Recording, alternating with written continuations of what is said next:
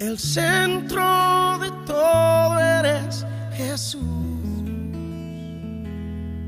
Desde el principio y hasta el fin, tú has sido y siempre serás Cristo. Oh, Cristo. Estamos en un tiempo donde la iglesia está siendo llamada, confrontada a poner a Jesús, ¿dónde? Jesús en el centro. Y cuando hablamos de poner a Jesús en el centro, es en el centro de cada una de las áreas de nuestra vida. Hoy quiero compartirte el concepto de poner a Jesús en el centro de nuestras finanzas. A veces las finanzas es un tema controvertido, manipulado por muchos, tabú para otros, pero que hacen a la esencia material de la espiritualidad. Y vamos a ver por qué. Pero antes de empezar, a mí me gustaría hacerte una pregunta. Imaginemos un poco. Seguramente alguna vez te lo imaginaste y dijiste, no, esto es pecado, ¿por qué estoy pensando esto? ¿Qué harías si en este momento se te dieran 100 millones de pesos? Vamos, más de uno ha fantaseado que se sacaba la lotería y decía, voy a ayudar a la iglesia con toda esa...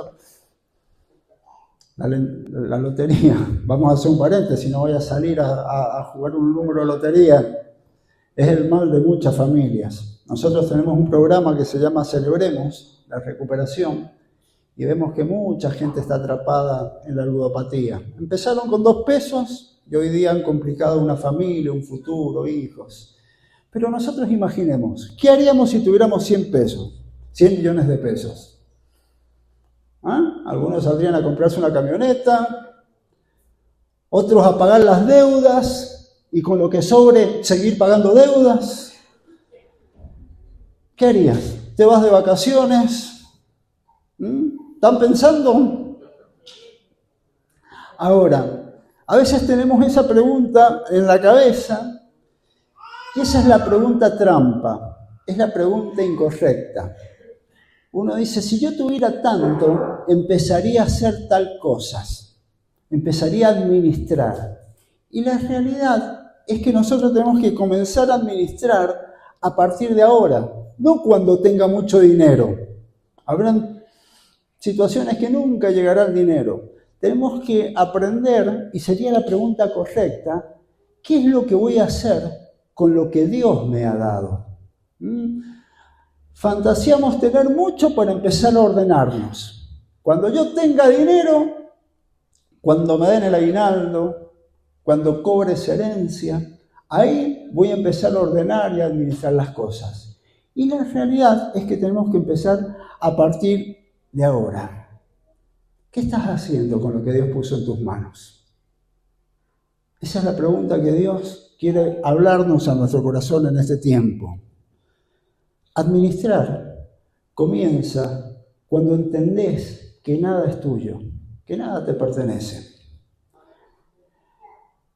Estamos ante un choque cultural, ante una sociedad donde la palabra, la voz dice, mi casa, mi auto, mis hijos, tu mamá. Ahí sí que no decimos mi suegra ni nada de eso. Pero todo lo demás es mío, es propio. Y creemos que todo nos pertenece, cuando en realidad todo nos ha sido dado por Dios. Eso cambia todo. Dios te dice, todo es mío y te lo he confiado. Mucho, poco, monedas, un hijo, 10 hijos, todo te lo he dado para que lo administres. Ni los hijos son nuestros, hermanos. Herencia del Señor son los hijos. ¿A quién le pertenecen? Al Señor. El dinero, el auto, la changa que estás haciendo, el trabajito que tenés o el gran trabajo que te complica la vida, ha sido dado por Dios. Dice el Salmo 24:1, de Jehová es la tierra y su plenitud, el mundo y los que Él habitan. ¿Es una parte del Señor? Todo. Del Señor es el mundo y su plenitud. Simplemente nosotros somos administradores. Por mi trabajo, un cliente me ha nombrado fideicomisario. ¿Qué será eso? Ha hecho un fideicomiso. Los fideicomisos es gente que tiene algunas cosas y se las saca de encima y la pone a nombre de un fideicomiso, de otro, de una sociedad. Esa sociedad tiene que ser administrada por alguien. Ese administrador, en el caso de mi cliente, soy yo. Esta persona ha depositado mucha, pero les puedo asegurar, mucho dinero en ese fideicomiso. Y el administrador lo tiene que administrar. ¿Quién es? Yo. Tomo decisiones sobre el dinero, inversiones, a dónde va, qué hacemos, cómo lo guardamos, en qué bancos, a dónde los transferimos.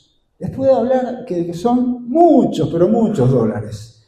Ahora, todo aparece a mi nombre. Yo en el banco no tratan con el fideicomiso, sino con el que administra. Aparece mi nombre en un lado o en otro. De todo eso que administro, que pago, que muevo, digo, wow, cuánta plata. ¿Algo es mío? Nada. Nada. Simplemente soy un administrador. Alguien que me ha confiado que le administre su patrimonio. La tierra y su plenitud es el gran fideicomiso de Dios que nos ha dado para que lo administremos. Esto es lo que se llama mayordomía. Administrar aquellas cosas que pertenecen a otro. Cuando yo entiendo esto, ya vivo como un administrador. No sé cuántos son empleados y cuántos son patrones o cuentapropistas o tienen una verdulería, un negocito, un kiosco. Aquellos que tienen un negocito, alguna actividad, cierran a las 20 horas, pero la cabeza les sigue funcionando, porque tienen que pagar los impuestos, el monotributo, el proveedor, el alquiler y cuánta otra cosa. Pero aquellos que son empleados, quizás llegan a las 20 horas, cierran el negocio y se van a sus casas, porque el dueño no son ellos, es otro. En el negocio de la vida, el dueño es el Señor. A veces nosotros nos creemos los dueños y no dormimos de noche y nos preocupamos y vamos y venimos. Pero cuando entendemos que las cosas son de Dios, vivimos como administradores. Él es el Señor, Él es el que provee, es el que nos cuida. En Él podemos confiar. Él es el que se va a ocupar de todas las cosas que tenemos que administrar. Hay una gran diferencia entre ser propietario y ser simplemente un administrador. Somos administradores de la vida que Dios nos ha dado. Simplemente eso. Cuando entendemos esto, empezamos a poner en el lugar correcto quién está en el trono de nuestro corazón. Jesús habló muchísimo de dinero, y no porque fuera contador, aunque a veces le hubiera faltado a alguien que hiciera una auditoría ahí porque tenía Judas que administraba las cosas medio para su bolsillo. Jesús, cuando habla tanto de dinero, lo que está diciendo, nos está mostrando que el dinero es un detector de dónde está nuestro corazón.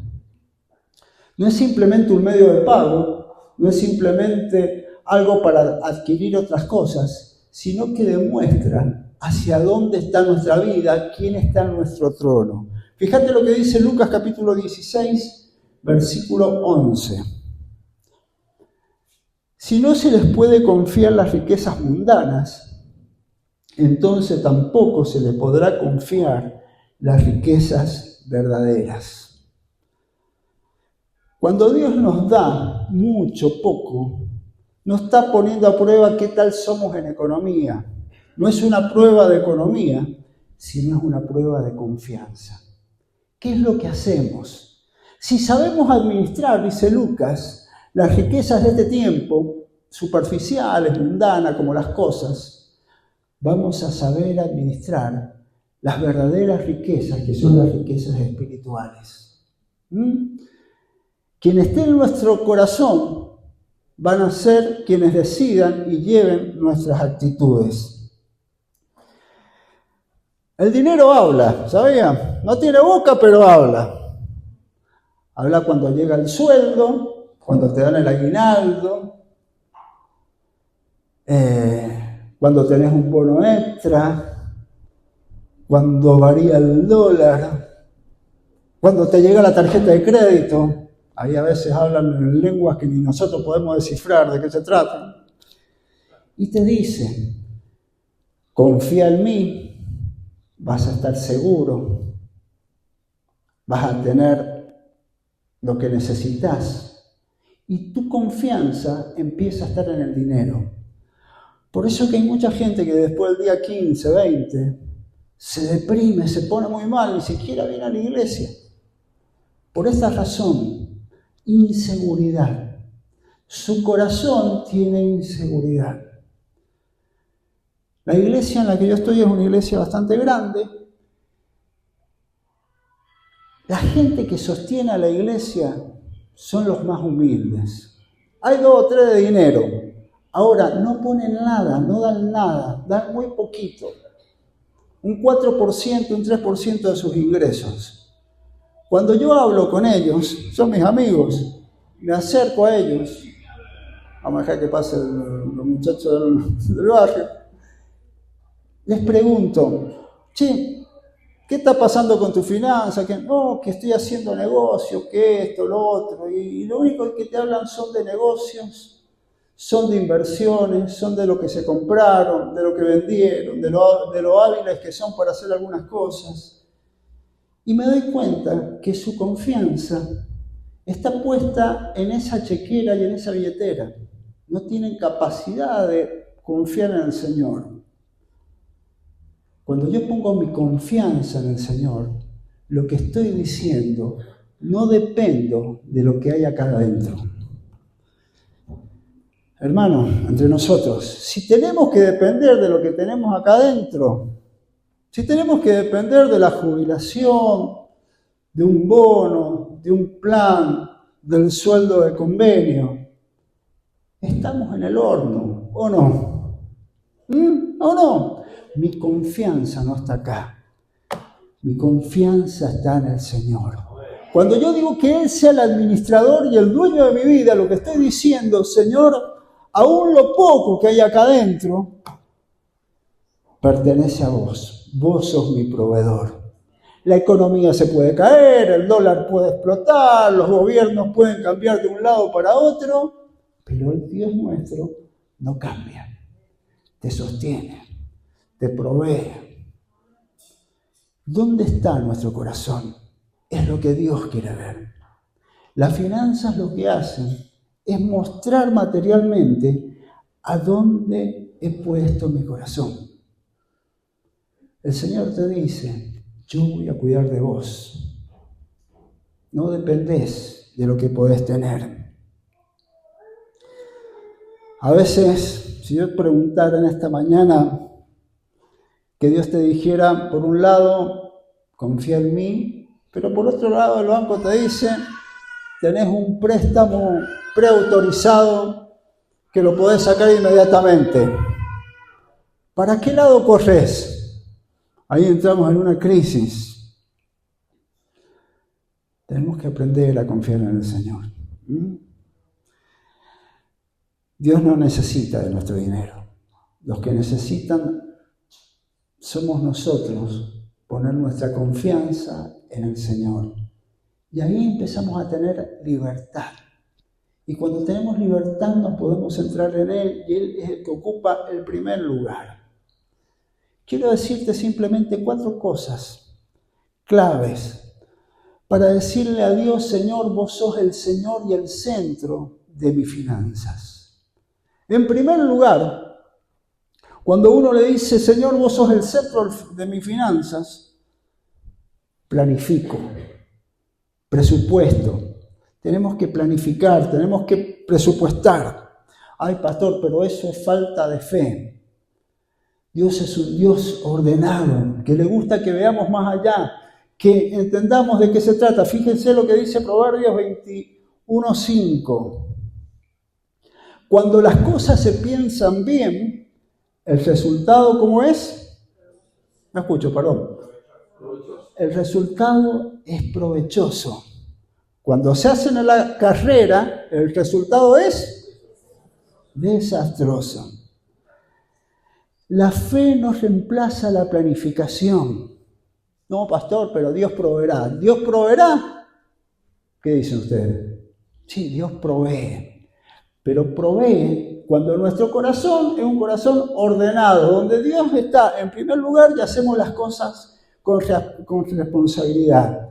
La parábola dice, si en lo poco sos fiel, pero tenemos que ser fiel en lo poco. Y ser fiel en lo poco significa esto. Pensar los resultados. A mí me pasa mucho en la iglesia, los chicos no estudiaron durante todo el semestre. Veo algunos ahora en julio que tienen la cabeza reventada porque no han estudiado en todo el año y tienen que ir a rendir. Y no estudian, pero antes de ir a rendir, abren, lloran y dicen, el Señor me va a ayudar y me va a sacar adelante. Mentiroso, no te va a sacar adelante, tenés que estudiar, tienes que hacer tu parte. Yo hago mi parte y Dios hace el milagro. Soy una persona ordenada, planifico y Dios hace su parte. ¿Qué es planificar? Agarra un cuadernito, una hoja, algunos tendrán una computadora, pero un cuadernito y poné tu realidad. Tengo mi jubilación, 470.000 pesos, anoto lo que tengo y con eso empiezo a dividir y decir, esto será para esto, esto será para esto y esto será para esto. Y esto, bueno, será fe y le tendré que pedir al Señor. Pero planifico, sé dónde estoy parado. Hay pastores que, ojos que no ven, corazón que no siente. Eso es el síndrome del avestruz. ¿Saben qué hace el avestruz cuando hay un problema? Mete la cabeza y deja el traste al aire. Le pasa por encima la tropilla del elefante. Tenemos que planificar, tenemos que estar atentos. Dice el libro de Proverbios que los planes bien pensados conducen a la abundancia. Anotar. Muy poca gente lo hace. De tener su cuaderno y de saber a dónde se fue la plata. El dinero es como un caballo brioso. ¿Vieron esos caballos que no están domados? Te subí y va para cualquier lado. Y te digo si se te queda la tranquera abierta.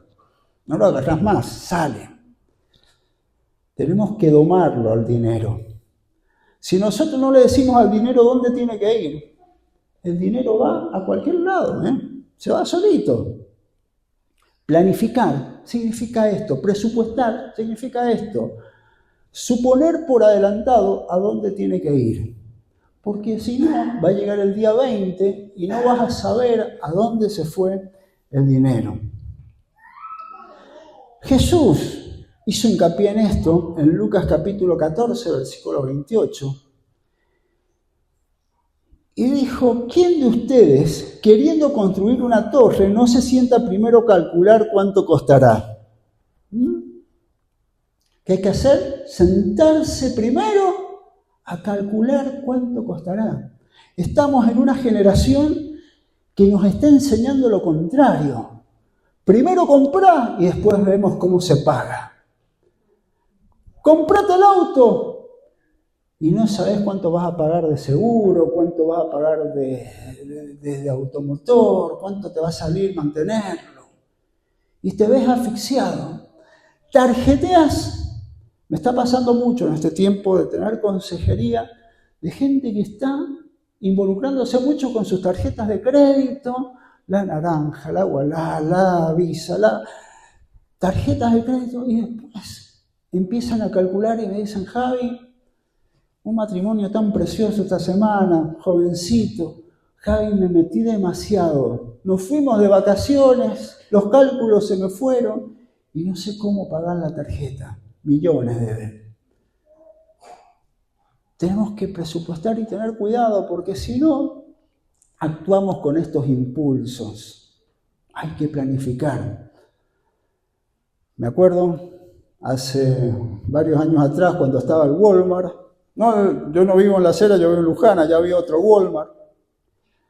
Mi esposa nos dice una noche, 19 horas, ¿no?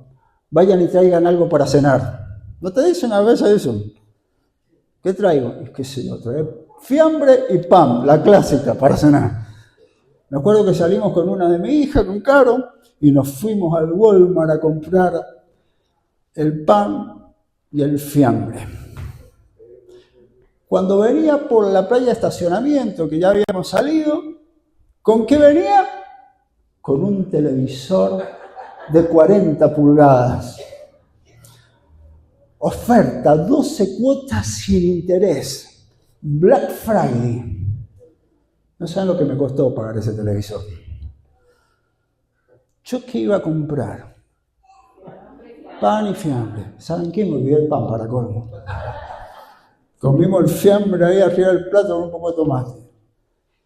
Actuamos de manera compulsiva. ¿Cuántas veces no te ha pasado que fuiste por una cosa y te trajiste? Quiero decirte algo. Nadie te va a mandar algo, te va a ofrecer algo porque es un buen negocio para vos. Es un negocio para uno. Te llaman de 20.000 operadores telefónicos, Movistar, Claro, el que sea, y siempre te ofrecen un plan mejor. Mentira, no están pensando en vos. Ese plan mejor que te están ofreciendo seguramente que vas a tener que pagar más dinero. Esas cuotas sin interés ya tienen el interés incluido y todos los gastos de financiación. No van a estar perdiendo para beneficiarte. Conocen tus hábitos, la manera en que te moves. Todo esto se estudia. El Premio Nobel de Economía en los años 70 y después en el 2002, otro ganó por el mismo motivo, es la economía conductual. La gente no actúa de manera racional, sino que actúa de manera impulsiva.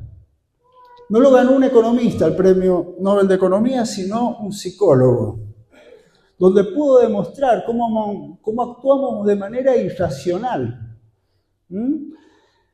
de manera compulsiva. Si todos lo hacen, hay que hacerlo.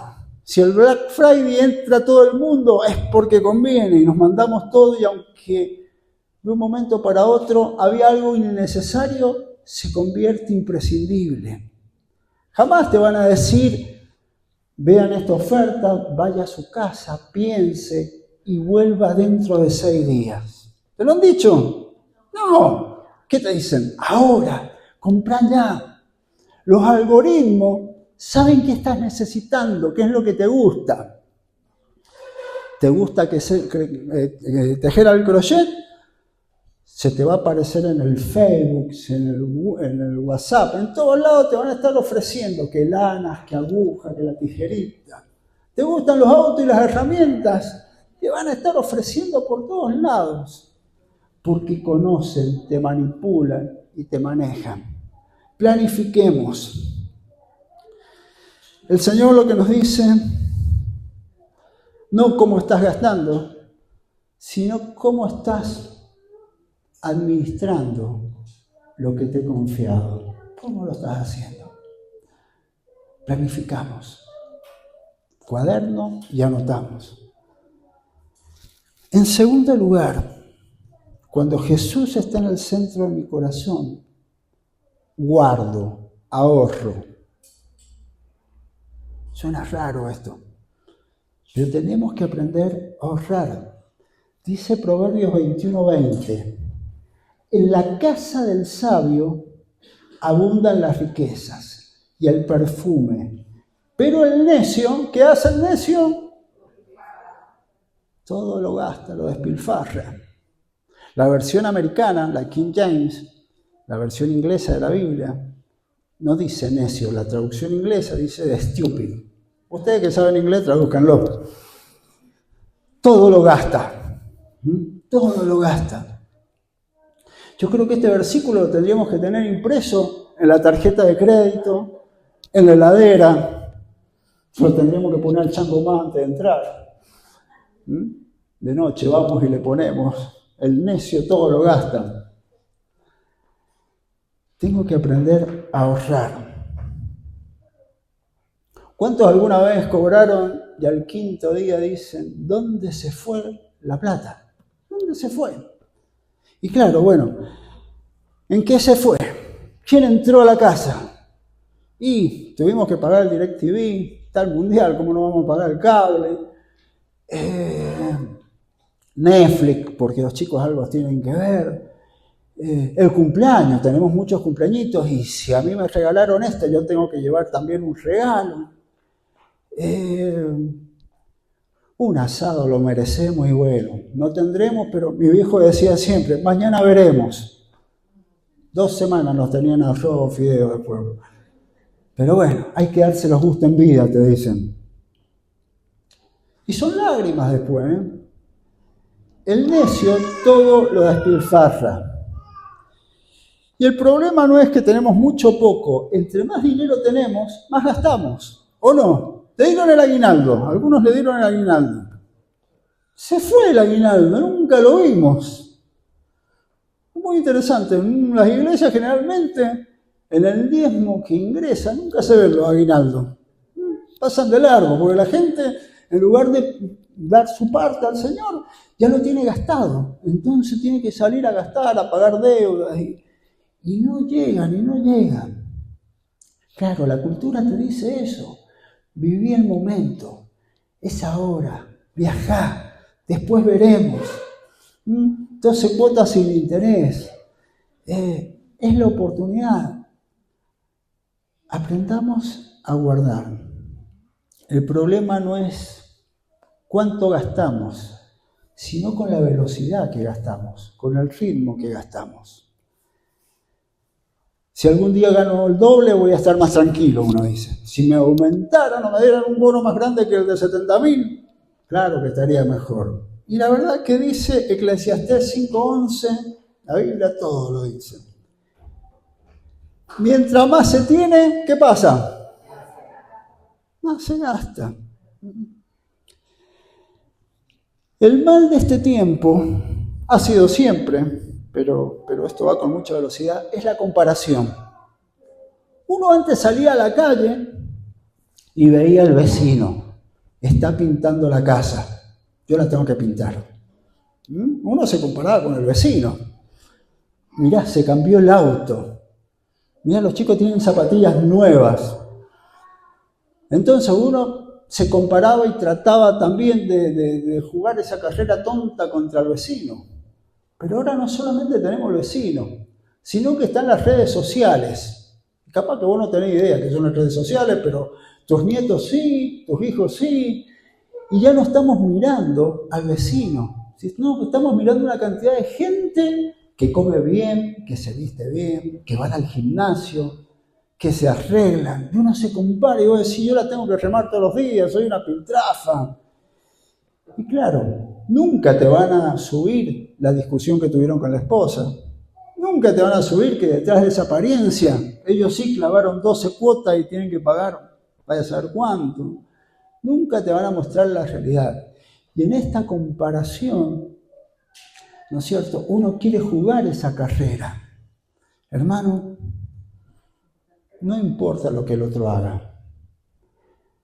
Si Dios está en el centro de nuestro corazón, vivamos para Él, con lo poquito o con lo mucho, pero vivamos administrando para Él. Cuando vos guardás, cuando vos ahorrás, son pasos de libertad. ¿Cuánto les gustaría que llegara el día 1 de agosto el resumen de la tarjeta y dijera 0 pesos a pagar? Pero no. Enseguida vamos a hablar de la deuda, pero la deuda te esclaviza. Si querés tener libertad, el primer paso es aprender a guardar, a ahorrar. Y vos me podrás decir, pero Javi, gano muy poco, no tengo nada. Si en lo poco sos fiel, ¿qué pasa? Serán 100 pesos, serán 2.000 pesos que empecés a guardar. a poner ahí una reserva. En el chanchito de Mercado Pago, vieron que tapa la reserva. Le pondremos fondo de emergencia y no lo tocaremos, pero lo guardaremos. Son los pasos, casi no mato, hacia la libertad.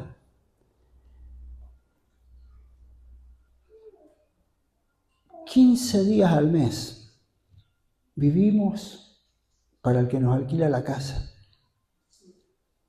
8 días al mes vivimos para el banco que nos financie la tarjeta. Eso es esclavitud. Pero cuando yo empiezo a guardar, empiezo a dar pasos de libertad, pequeños, diminutos, insignificantes, pero se llega con estos pequeños pasos, se llega con estos actos de fe. Cuando uno muestra que es un buen administrador, que reconoce que nada es de uno, Dios lo prospera, Dios lo bendice. El Señor te multiplica. Atrévete a guardar poquito, mucho, lo que tengas, pero de manera consistente todos los meses a dar esos pasos de fe. Un matrimonio me decía en la iglesia, unos chicos jóvenes, Javi, no tenemos para el alquiler, no tenemos para la casa, añoramos eso. Y hablamos justamente de esto. Pasos de fe, empiecen a guardar. Pero Javi, podemos guardar 10.000, 20.000 pesos por mes. No importa, chicos, empiecen a guardar. A los 3 meses, viene y me dice, Javi, tenemos la casa. Yo no entendía nada. ¿Cómo que tienen la casa? Sí, tenemos una casa. ¿Cómo fue? Y empezamos en un frasco a guardar. Y guardamos bastante. 100.000, 200.000, pudimos guardar. Pero han pasado 3, 6 meses, le digo. Pasó algo, me dice. Nosotros empezamos a guardar. Y vino mi tío y nos dijo, chicos, yo me quiero ir con mi hijo a España. No tengo nadie acá, mi hijo está en España, me quiero ir con él. Cómprenme la casa. Pero no nos dieron un préstamo hipotecario en ningún lado, no conseguíamos préstamo, nada. Entonces le dijimos al tío, no tenemos esa plata, no nos dan préstamo, no podemos comprarte la casa. Bueno, páguenme una cuota, creo que era algo de 500.000 pesos, 600.000 pesos por mes, y yo les doy la casa.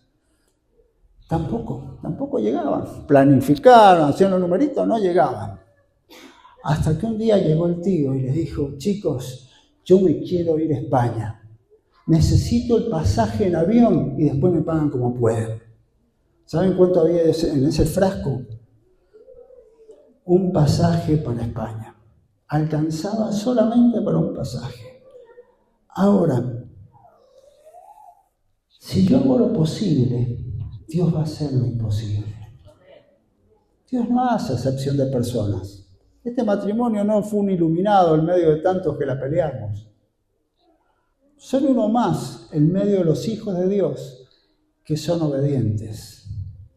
Los pasos a la libertad justamente es esto. Primero doy a Dios. Porque lo que estoy diciendo, Señor, confío en vos. Y lo segundo es guardo, empiezo a ahorrar hacia mi camino, hacia la libertad. Esto es lo que se llama también el fondo de emergencia. Si hoy se te rompe el televisor, el auto, porque nos pasa todo, pasan estas cosas. Sale positivo, va a tener otro más. ¿Cuántas cosas pasan? Tenés un fondo de emergencia, no salís a endeudarte sin ningún motivo. Proverbios 13:11, ahorra poco a poco y un día serás rico.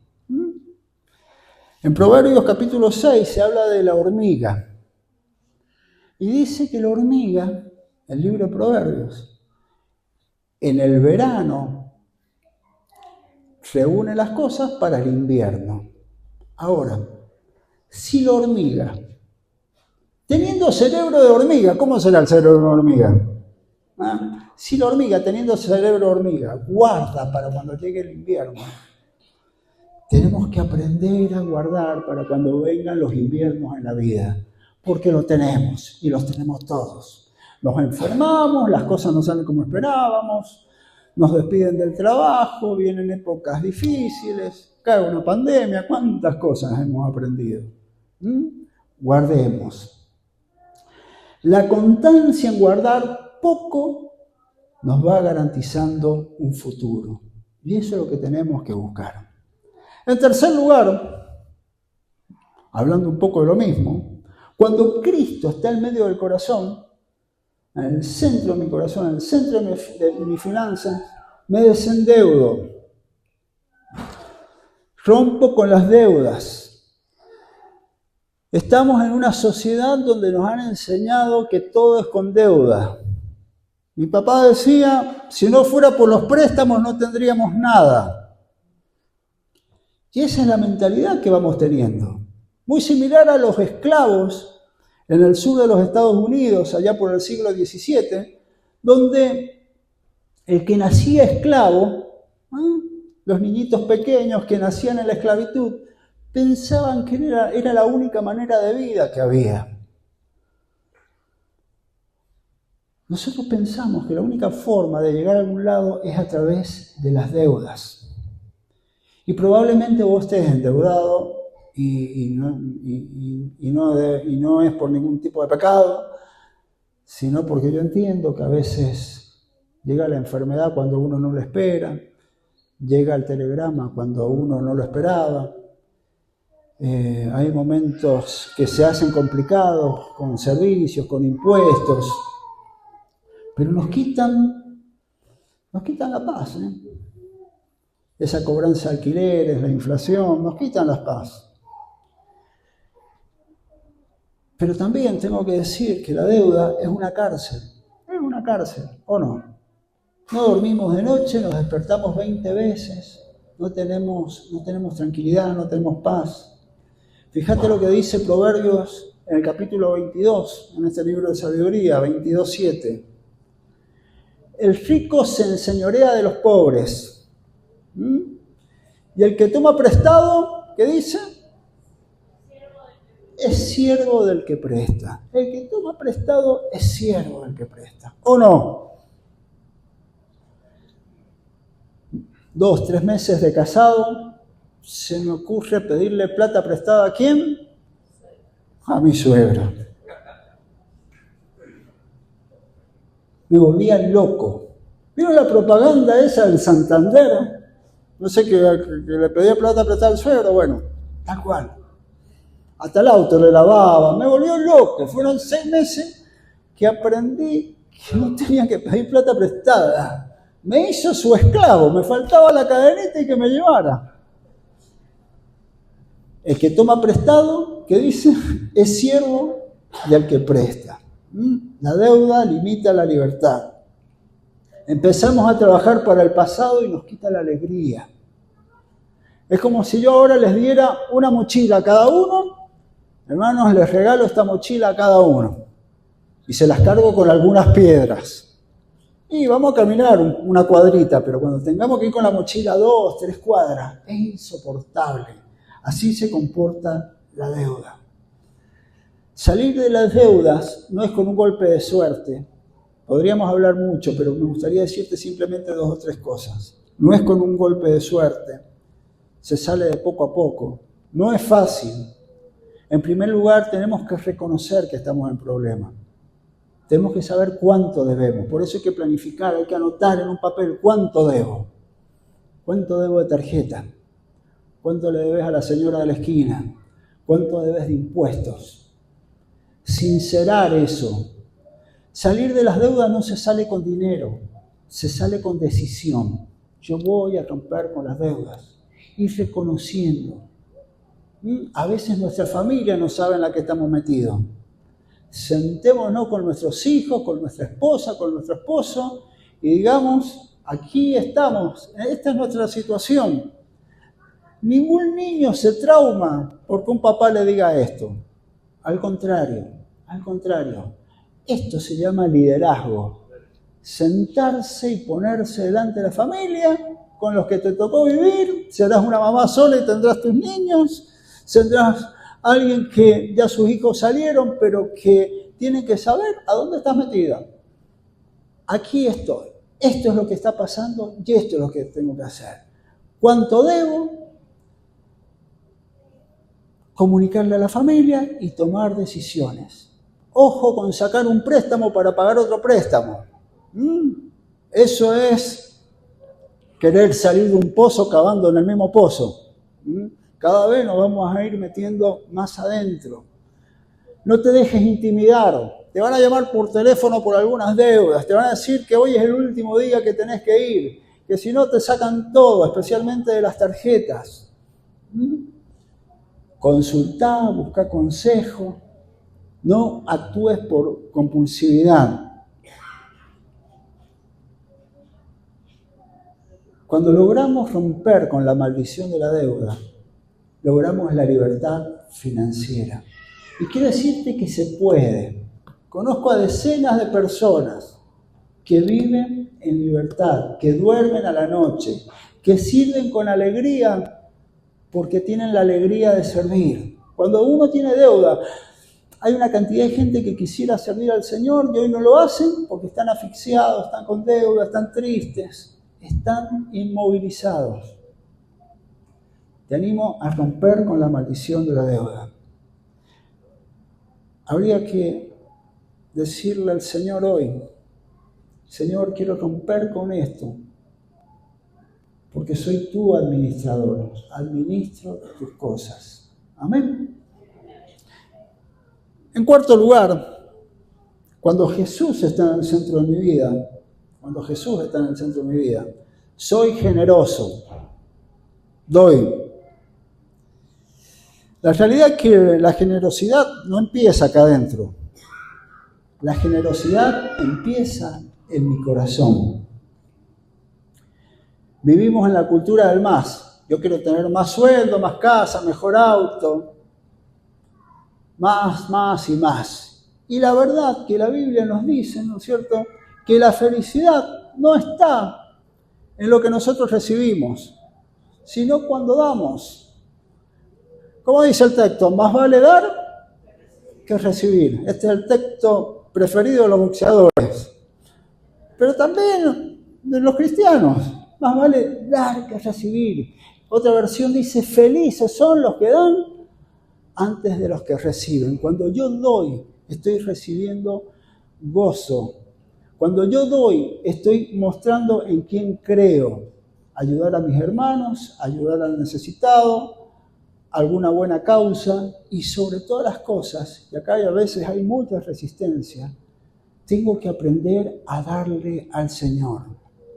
Te vuelvo a decir, cuando yo le doy a Dios lo que estoy diciendo, vos ocupás el primer lugar. Mi confianza está puesta en vos. La provisión sé que viene de tu parte. Cuando yo le doy al Señor, creo esto y hago esto. Proverbios 3, del 9 a 10. Dice, honra al Señor con tus bienes y con las primicias de todas tus ganancias. Así tus graneros se llenarán de trigo y tus lagares desbordarán de vino nuevo. La palabra clave acá, ¿cuál es? Primicias, lo primero. Lo primero que tengo es lo primero que doy. Lo traigo delante del Señor. Dios no está en el negocio del porcentaje. El Señor está en ser el primero en tu corazón. Eso es lo que busca cuando nosotros damos. Habrán escuchado desde este púlpito muchas veces Malaquías 3:10. ¿Cuántos lo conocen? ¿Cuántos lo han escuchado? Traigan íntegros los fondos para el templo y así habrá alimento en mi casa. Pruébenme en esto, dice el Señor. Y vean si no abro las compuertas del cielo y derramo bendición hasta que sobreabunde. Te desafío a que puedas probar a Dios. Este es el único texto donde se habla de probar a Dios. Probar a Dios en esto. Me acuerdo hace muchos años atrás, yo estaba enseñando en un grupo pequeño, eran 10 personas, 12, eran matrimonios. Era un lío bárbaro de niños, un gritadero dentro de un comedor chiquito. Estaba todo muy revuelto. Y de pronto se levanta un grandote, 1,95 m en el fondo, y me dice, Javier, todo bien con la iglesia, mi matrimonio se ha restaurado, pero yo con eso del diezmo no voy. En ese momento quedé medio mal parado porque venía bien la reunión con todo el lío y de pronto hasta los niños se quedaron callados y todos me miraban. En los nervios me voy a la Biblia, ¿no es cierto? Agarro el libro de Malaquías 3:8. Tenía que leer el 10 y arranqué por el versículo 8, en medio de los nervios. Y le digo, mira Aldo se llama, es mi mejor amigo. Mira Aldo, lo que dice la palabra. ¿Qué dice? Me dicen, ustedes me están robando, versículo 8 diciendo. ¿En qué? En los diezmos y en las ofrendas. Traigan íntegro. Cuando dije esto, me dice el grandote, ¿qué? ¿Me estás diciendo que soy un ladrón? No, yo no, la palabra. Y me fui al versículo 10 y le leía esto. Pruébenme en esto, dice el Señor. Traigan íntegros los fondos al templo y verán, ¿no es cierto?, si no abro las compuertas de los cielos. Hace algo, le digo algo. Por 3 meses, atrévete a creer en el Señor. Por 3 meses, atrévete a dar. Y si en 3 meses el Señor no te muestra que Él es Dios, yo de mi billetera te voy a devolver hasta el último centavo que pusiste. No saben cómo oré esos 3 meses. No me vas a fallar, Señor, en esto. No me vas a dejar en esto. Hoy te digo lo mismo, y si en 3 meses Dios no te responde, habla con el pastor Esteban, que él te da una mano. Pasaron los meses, y un día le digo a Aldo, porque yo veía que entraban sus diezmos, él es médico. ¿Qué pasó? Le digo. La verdad, Javi, el Señor siempre nos ha sostenido, el Señor siempre nos ha guardado. Hermano, Dios es así. Esa pareja terminó con un diezmo de la mira, sí, qué grande. La Reina Valera dice que abriría la ventana de los cielos y derramaría bendición hasta que sobreabunde. NBI, que va más a los originales, no habla de ventanas, habla de compuertas. Yo creo que Dios abre compuertas. Si en este momento se abrieran las compuertas de Potrerillo, hectolitros y hectolitros y hectolitros de agua saldrían y taparían absolutamente todo Luján.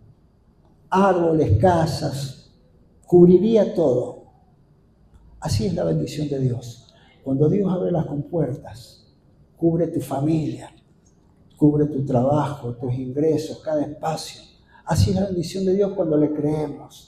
Yo te animo a que te atrevas a decirle, Señor, vos estás en el centro de mi corazón. Yo quiero ponerte en el centro de mis finanzas. Quiero creer. Da un pequeños pasos de fe, pero atrévete.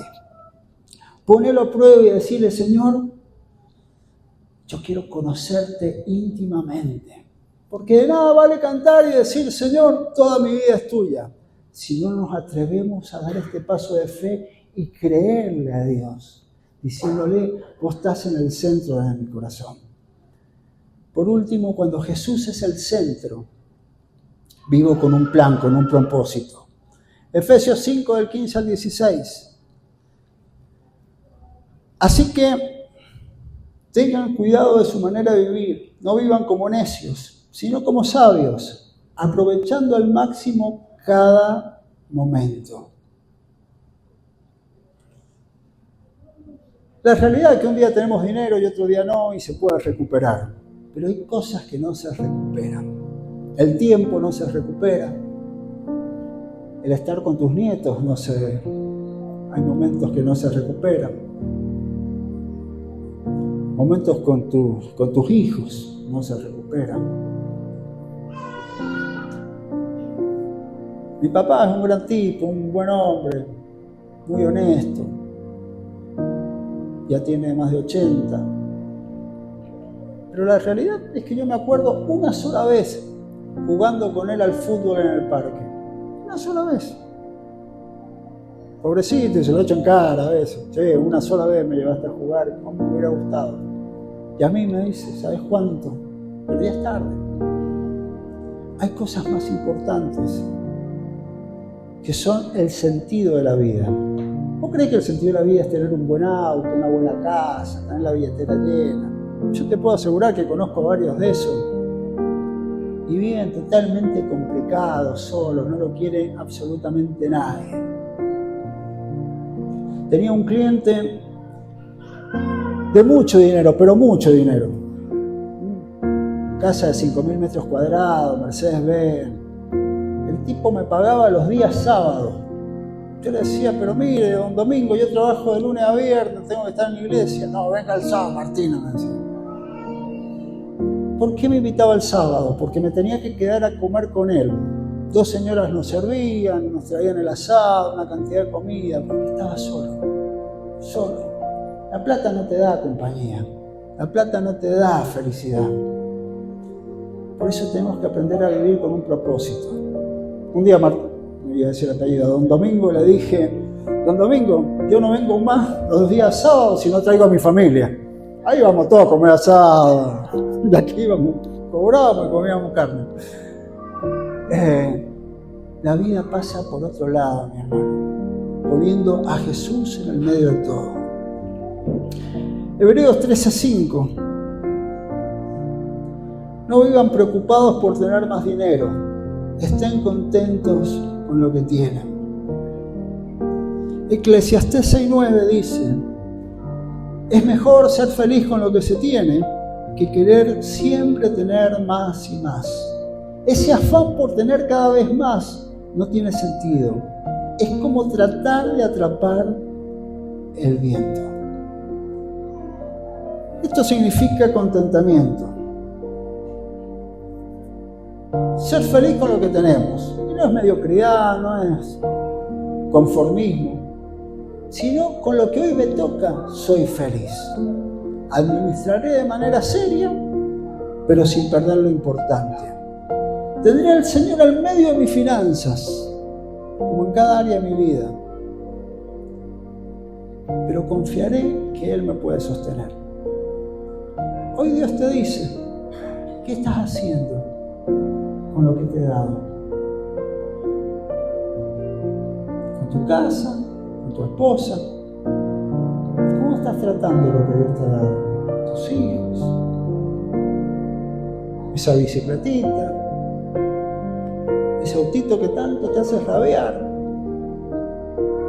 Pero Dios te lo ha dado.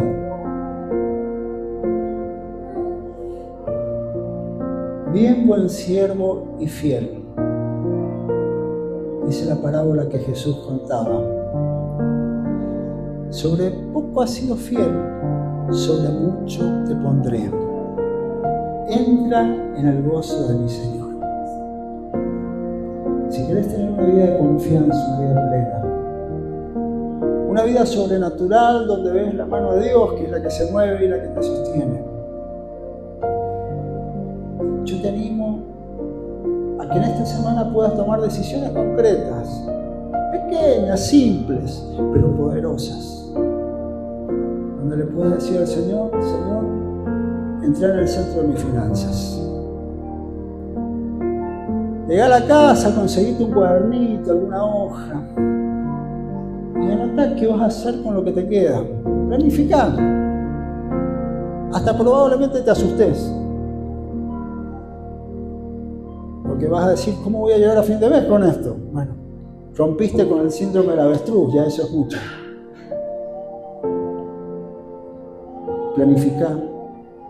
De lo que te queda, separá de manera simbólica una moneda. Separá también lo que vas a dar al Señor. Y atrévete a creer. El Dios poderoso, el Dios grande, el dueño del oro y de la plata de este mundo, aquel que está dispuesto a los que creen a abrir compuertas para que sobreabunde la bendición, es el Dios que está con nosotros. Es el Dios que te va a acompañar, es el Dios que te va a sostener. En lo poco sos fiel, en lo mucho te pondrá. Y sobre todas las cosas un día va a decir, siervo bueno, siervo fiel No aquel que más acumuló, aquel que más tiene. No, a vos que administraste lo poco o mucho que te dio, esas monedas, te va a decir, entra en el gozo de mi Señor. Dios quiere bendecirnos, vamos a orar, ¿les parece?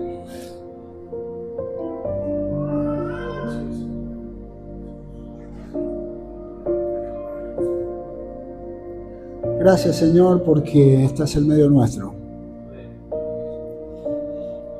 Gracias, Señor, porque te enseñoreas en medio de tu iglesia. Y en estas semanas, Dios, esta casa está diciendo, Señor, sé el centro de nuestra vida. Señor, vos que caminás por el medio de este pasillo, de estas filas, que examinás los corazones, conoces cómo está peleando en su economía cada familia, cada jubilado, cada laburante, cada cuentapropista. Vos mejor que nadie conocés, Señor, lo difícil que se nos hace en el día a día. Pero hoy no miramos, Señor, nuestra situación, sino que ponemos nuestros ojos en Jesús. Sabiendo, Dios, que vos sos nuestro proveedor, el que nos sostiene. Es por eso que en esta mañana, cada promesa de prosperidad, de abundancia, de multiplicación, cada promesa, Señor, de bendición, sea sobre esta iglesia, sea sobre tus hijos.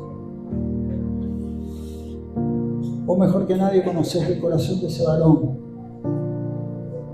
que tiene que llevar adelante su casa. Que hay veces que no se puede o no se sabe qué se va a traer. Esa mamá que la tiene que pelear sola. Esa hermana, ese hermano que la tiene que afrontar, Señor, con lo que la jubilación le da. A cada uno de ellos, Señor, en su fidelidad, comenzarles a multiplicar, a bendecir, a dar un mover sobrenatural allá sobre las finanzas de esta iglesia, Señor. Que se multipliquen los ingresos en las familias, en esta tu casa, Señor. Que se pueda vivir con un propósito y un destino para que más vecinos conozcan a Jesús. Señor, Dios mío, que tu mano de poder esté en medio nuestro. En el nombre de Jesús. En el nombre de Jesús. Y si en esta mañana la vida te ha descalibrado y estás caminando lejos o a metro de Jesús, pero no estás con Jesús, yo te invito a que le puedas decir a Él, Señor, te necesito. Me arrepiento de haber caminado sola o solo. Me arrepiento de mis equivocaciones, de pecados. Señor, te necesito.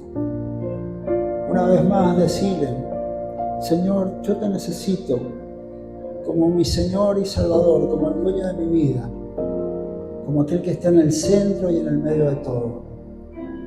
Dios bueno, me entrego a vos en el nombre de Jesús.